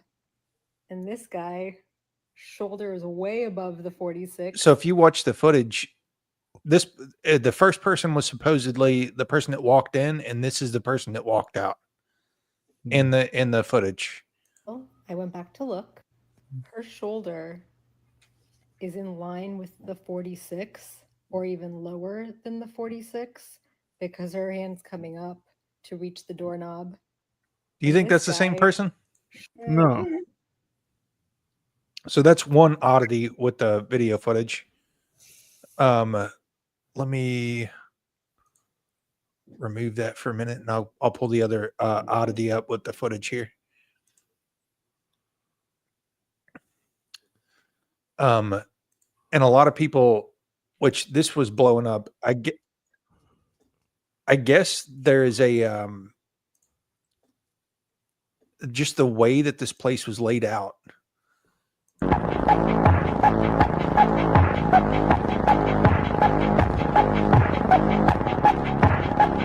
So I guess like what they're saying is, even though the camera is staring at this door, it's not really how the whole thing was laid out. Like, this is where his actual, like, the path was.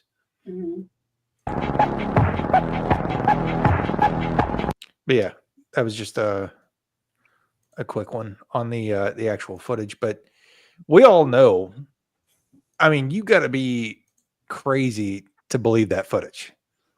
Like that's all there is, and that it's just nothing. Like, you've got to be crazy. And they're forgetting that they were letting people come see him in his cell. Like, there was footage of that. There was footage whenever this first happened of a girl going into a cell, and then the person left, and then the camera's malfunction was the story. The guards happened to be asleep, passed out, and he killed himself. Now, I mean, you could also go into the realm that he's not even dead. They just reallocated him to a different area. But I mean, I think they did take him out. That's my thought. Like, that's the He way I became feel. too hot. Some people think he escaped too. Yeah. I'm not really with that, but I mean, his plane did go to Antarctica, like after his track going to Antarctica. You know, we never did cover the kid that went to Antarctica. I'll have to put that on the news for next week. He got arrested. Did you hear about that recently? No. A young man broke his flight path to go to Antarctica. But yeah, I'll add that for next week news. But I wanted to hear about I wanted to talk about the victims too, because we haven't talked enough yet about the victims. But there's a few videos I've got of, a couple of them are the actual victims' reactions. Lower, go lower, go lower, go lower, go lower. Go up a little bit. Right there. Hang on, right there. You will not even believe what I just found. Look at the case you worked on. Look for all the way in the bottom of miscellaneous, second line, 2021, 2022. Kaplan was presiding judge on matter relating towards Virginia Giuffre and Prince Andrew. Click on that on section. Watch what happens here. What happens to the case? Click on that's the one. Click right there. Zoom in and just go to the top. Yeah, Jennifer and Andrew reached, and the case was dismissed by the party stipulation in March 2022 without going to trial. Prince Andrew. So let me get this straight. This case, read the top. Federal Court, Virginia. You know who Virginia Giuffre? I mean, we just talked about her, right? Trafficked girl That's from right. Epstein Island. From Epstein Island, second son of, or picture. sexual assault under court. Several sexual encounters with Andrew in the early 2000s at the age of 17 after being sex trafficked by American financier and convicted by sex offender Jeffrey Epstein. Dismissed without going to trial, yet trumps $83.3 million. Wow. Well, so if you remember, we covered Virginia. So she committed suicide. After she had been in the car accident, and she was like, literally, if something happens to me, I did not commit suicide. Yeah. Well, they say she jumped in front of a bus or something. Yeah. If you remember, I mean, we did cover that just maybe like a month or two ago. Yeah. Because it's been relatively recently. Yes. And these other ones are the actual victims. This is one. I have spent the last 17 years in my own prison for what she, Jeffrey, and all the co-conspirators did to me. I was raped repeatedly. I was raped 3 times a day sometimes. And I was not the only girl on that island. There was a constant stream of girls being raped over and over and over again. And yes, Ghislaine must die in prison because I've been in hell and back for the last 17 years. Are they going to tell her that there's no list? Right. Like somebody that could literally name co-conspirators. No. Like they're basically, I mean, it's like a punch in the face to a lot of these people. That's exactly what it is. They're like, I don't know. There has to be something that can put some of these people at a little ease. They're never going to be fully at ease. This is the last one of the actual victims that I could find, but Wow, Donald Trump, America, government. Your government kidnapped me. You promised the Epstein list. Victims are being found dead. Hello. I mean, the whole reason you gained presidency, Trump, was because of promising the Epstein list. Are you as much of a liar as them? You know, and thank goodness for Elon Musk for actually standing up for what's right. You know, it's funny how only South Africans stand up, because where are the other 200 Epstein victims? Or then maybe they're too frightened to speak out because of the American government. Well, I speak for all of them. I speak for all victims. How dare your government abuse, rape, and murder? We'll be coming for you. Don't you worry, government. You can sit there and pretend that Epstein didn't exist and that none of this happened. But guess what? We're not that fucking stupid. Are you sure she was a victim? Or That's was what it she says. just okay? The way she was talking was like she was advocating for victims, but I guess no, if she it's Epstein survivor Juliette Rose Bryant. Okay. She probably was part of the relief fund and stuff. All right. That makes Yeah, sense. Virginia died in April. Yeah. And I think the last little bit, I mean, we've got a list of prominent individuals alleged to have visited Little St. James. Fire 'em off. You said what? Fire 'em off. Might as well. I'm gonna let Morgana. I've been That's okay. yapping. That's all right. That's all right. Okay, so prominent individuals alleged to have visited Little St. James. That's right, allegedly. Okay, so we've got Alec Baldwin, actor, Ehud Barak, former Israeli prime minister, Leon Black, businessman, Bill Clinton, former U.S. president, Alan Dershowitz, attorney and Harvard law professor, John Glenn, former senator and astronaut, Al Gore, former U.S. vice president, Stephen Hawking, theoretical physicist, Reid Hoffman, LinkedIn co-founder, George Mitchell, former senator, Itzhak Perlman, violinist, Jess Staley, former Barclays CEO, Larry Summers, former Treasury Secretary, Chris Tucker, actor, Prince Andrew, Duke of York, Barack Obama, former U.S. president, Donald Trump, U.S. president, Kevin Spacey, actor, Adam Perry Lang, chef, Akon, musician, Andrea Mitrovich, businesswoman, Andre Pastrana, former Colombian president, Angelina Jolie, actress, Allison Mack, actress, Alyssa Rogers, model, Anderson Cooper, journalist, Beyonce, musician, Eminem, musician, Tom Hanks, actor, Oprah Winfrey, media mogul, and Chrissy Teigen, model and TV personality.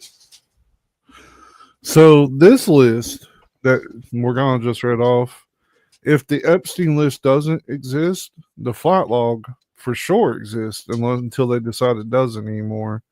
Mm-hmm. And these people were on the flight logs. That's the reason Right. that it's understood that they were probably down there. Yep. If you remember, I was contemplating on bringing this up earlier, but do you remember that article that we had? I mean, it's been months ago, but where they said that there was the metadata that could tell like every cell phone that took the trip Mm-hmm. and how it's been suppressed. Yeah, exactly. So at the very least, even if there wasn't a client list, there should be an investigation. Like take all these people, put them in a room, and put them in an investigation. All of them. Yeah. Yeah. There's too much money involved. Yes. And let me see if I can find it. While you're doing that, I'm gonna show some pictures. Show some pictures. Yeah. So I mean, all these people were like, we barely knew him. There's no list, and you always got to remember that the internet exists now, and there's photographic evidence of all kinds of things. That surely looks like acquaintances to me. Like, And this is prior to AI. yeah, and then you have, I think one there. of those is Lex Wexner. I could be wrong. Let me see. I can tell you who's in this picture. It's That's Billy, Mark, and Lex, ain't it? Along with Jeffrey. Yes, it is Barclays CEO Jess Staley. It's not Lex. It's Bill Gates and Larry Summers, who is the former United States Secretary of Treasury. And what's good to note, this is taken 3 years after that he was convicted of procuring a child for prostitution. Yeah. And it sure looks like it's just some random function, and they're not just standing around bullshitting. Yeah. And then you of course have this one right here, another one where he's hanging out with old Billy. So I mean, even with this, like,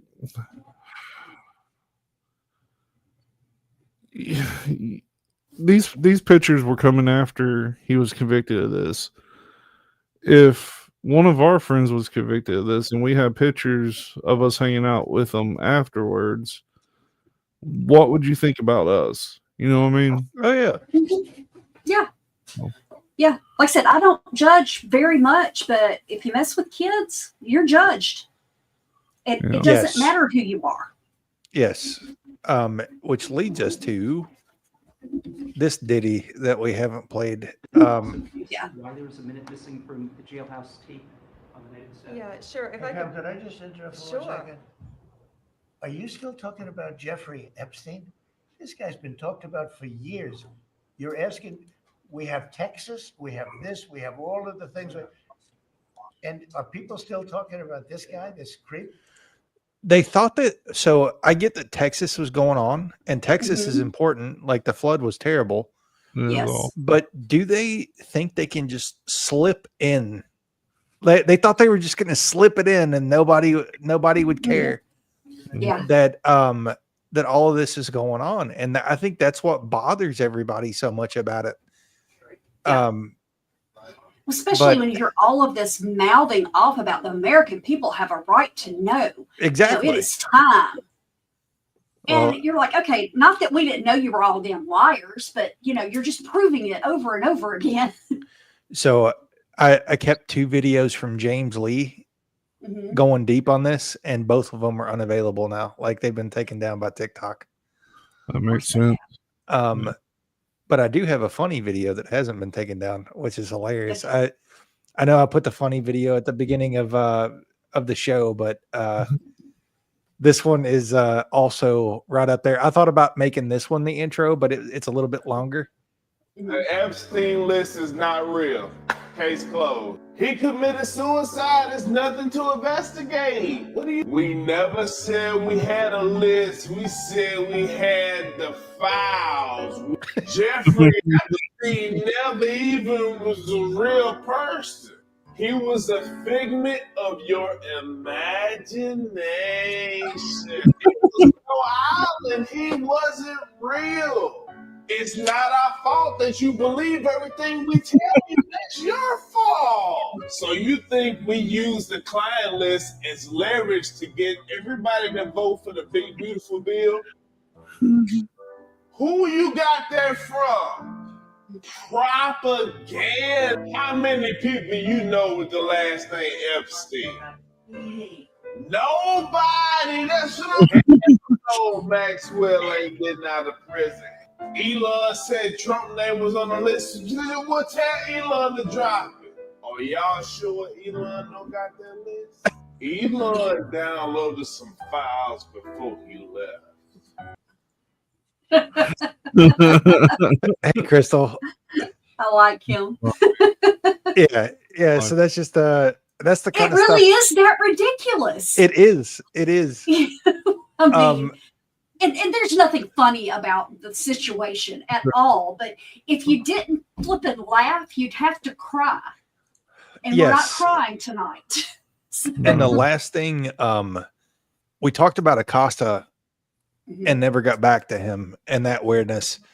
But this is apparently there's a podcaster that got on and just like roasted him to the point where he started talking about the podcaster's looks, which is like a telltale sign that you've lost the argument. Yeah. But I'll play this and then That's we can wrap. That's my favorite way to know when you lost the argument. It's Yeah, like, if well, you have to default to talking about somebody's looks, like well, you ugly. UGLY, you ain't got no alibi. I know you are, but what am I? yes. So you can see it like from the left of the podcaster, everybody just looks like this guy looks terrified, and this is him. But check this out. The party that promised to defeat the deep state very quickly became the deep state. Pam Bondi says, I have the list on my desk right here. They're rather silent for a few months. Then Elon Musk says Trump is in the Epstein list. Then within weeks, apparently the list is gone. I mean, I'm looking at this photo of Jack Posobiec holding up the Epstein files. It says the Epstein files, phase one. Jack. But where's phase two? There's no phase two. He actually helped Epstein be prosecuted. He was the only person who was involved, kicked him out of the Epstein. You know all this. Like, it's just a very. Have you heard of silly thing Alexander bringing Acosta? up. You were No, duped it's to cover up very sexual clear. abuse of Donald children. Trump was You were kicked him duped. out of his. Alexander Acosta was a Florida district attorney. You could look this up. He knew both Trump and Epstein. He was appointed as a Secretary of Labor under Trump and had to resign in 2017 because people found out that he mishandled the Epstein case in 2007 and let Epstein get an illegal plea deal. Epstein was then able to go reoffend, and Trump appointed him in 2017. So I don't want to hear the dude that was brought to the White House to cover up sexual abuse saying that there was, I don't like, what are you trying to say here? Yeah. You gonna wipe your face? Can you just wipe that little thing off your face there a little bit? You got a little. All right, hold on a second. So can you wipe your face by asking that legitimate question? yeah. Well, obviously he was never going to answer the question. Oh no, absolutely not. You know, and here's my thing is, why would you even go on a podcast to talk about this stuff if you know, unless you were misled about what you were going to be talking about. And The dude wasn't on a pod. I mean, he was a podcaster, but that was on the news. the Yeah, Piers news. Morgan dude. yeah, gotcha. And I'm sure that they did not want to hear about it. You know what I mean? Yep. Because all the news is owned assets at this point. Oh yeah, absolutely. And like I said, how much of it was or has or still is owned by connections from when Maxwell had. Yeah. You know, I mean, because he had a huge place in media when he had everything. And just because he lost that doesn't mean that he doesn't still have people there that are doing the same thing as always. Going back to the other video that we watched with the fellow that met Epstein, I mean, it really kind of shines a new light on what I thought. Think about it. It seems like the wealth that Elder Maxwell had may have just transferred straight to Epstein. I completely agree with that. I think that, I think Ghislaine got it, and Ghislaine got handcuffed to the new asset, which was Jeffrey, because she was already in the system for sure. Yeah. Yeah, absolutely.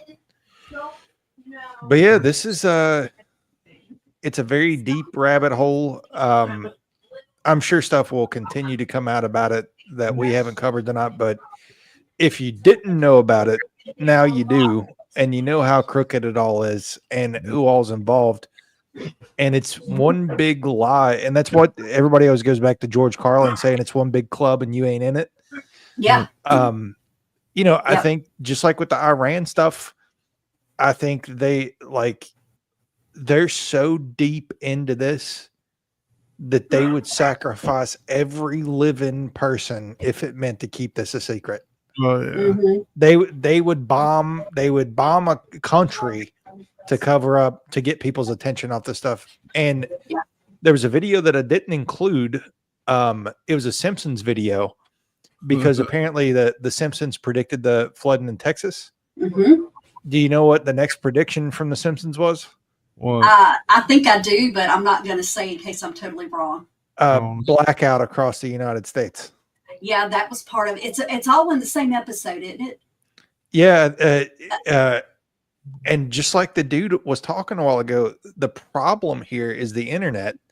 Mm-hmm. So if the problem is the internet and you want to eliminate the problem and you want to eliminate people, I don't know, watching this show or spreading information, what are you going to do? You're going to kill it. Misinformation. Misinformation. Yes. This whole show has just been misinformation. Mm-hmm. Thank you for joining our intellectual. But yeah, I want to give a big shout out to the 1,100 people that's popped in and out tonight, and whoever hung out with us. And keep in mind, you're watching one of the top 50 podcasts in cryptozoology and top 35 in Southern podcasts right now, according to one poll. We'll take it. We worked hard for it. Our Southern twang. Yeah. But they have a Southern twang. Stephen and I do not. Right. Yeah, you're off the hook. If you're on BitChute, come over to Rumble sometime. Yeah, come over and talk that shit. Follow us on Rumble. Follow us wherever you're watching. Yeah, give us a little follow.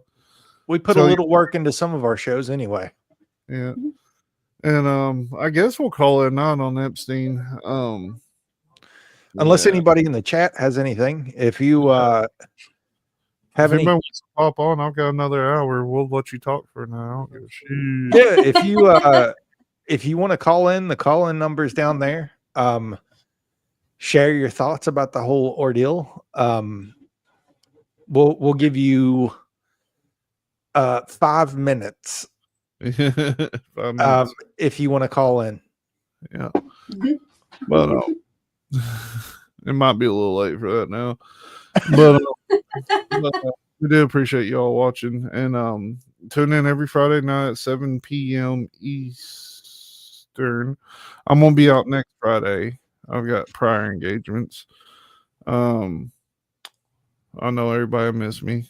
I'll miss you all too. Yeah. We always miss you when you're not here. Well, hopefully I channeled you on the other show last night, though. Did you? Yeah, Awesome. Yeah. I think you're gonna have to keep the eye patch though, even when your eye gets better, because that is a whole vibe. Like this is like pirate radio now. Yeah, it's really awesome not being able to see a damn thing because this is my good eye.